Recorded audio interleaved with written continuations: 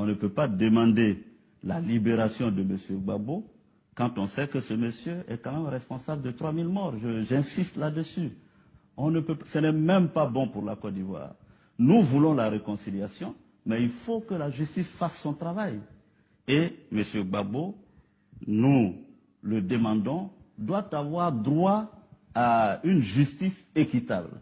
Donc, nous disons simplement que M. Gbagbo doit répondre devant ses crimes. On ne peut pas, c'est jamais vu, on ne peut pas demander dans de telles circonstances sa libération. Ce n'est pas possible. Et je l'ai dit à Boaké, je le répète, tout le monde sait très bien que si c'était nous qui étions à la place de Gbagbo, on ne serait même pas en vie pour réclamer une justice ou une quelconque libération. On nous aurait liquidés. Et c'est leur propre terme. Donc, aujourd'hui, notre gouvernement s'est battu et a donné la vie à Gbagbo. On lui offre même les meilleures possibilités d'avoir une justice équitable.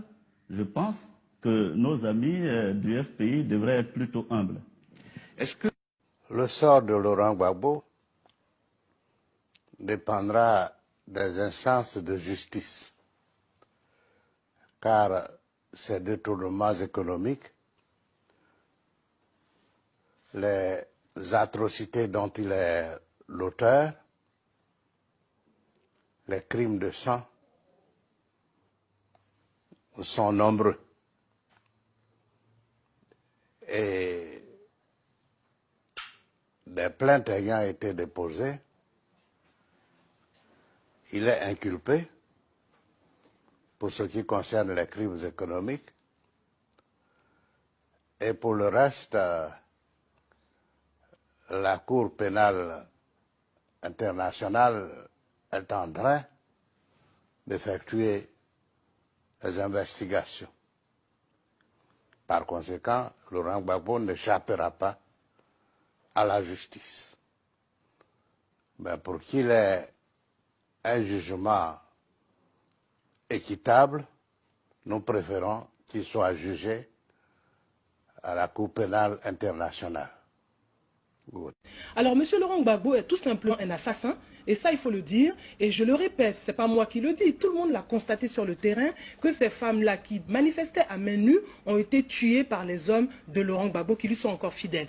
Alors, vous savez, je suis bien aise de dire à M. Toussaint également que du temps du général Guéhi, du général Feu Guéhi Robert, qui a pris le pouvoir à la suite du coup d'État de 99, il disait sur les antennes de la radio, Radio France Internationale, RFI, que M. Guéhi Robert était le chef des rebelles. Aujourd'hui, c'est M. Alassane Ouattara qui est le chef des rebelles. Il se bat contre une injustice, à savoir, effectivement, le hold-up électoral que veut nous imposer Laurent Gbagbo. Alors moi, je dirais, pour finir, en deux mots, que nous savons tous d'où vient la difficulté. Qui, aujourd'hui, traque les populations, qui tue les populations, qui les met en insécurité, tout le monde le sait. Toutes les organisations internationales qui ont un minimum de crédibilité le disent, qui sont ivoiriennes le disent.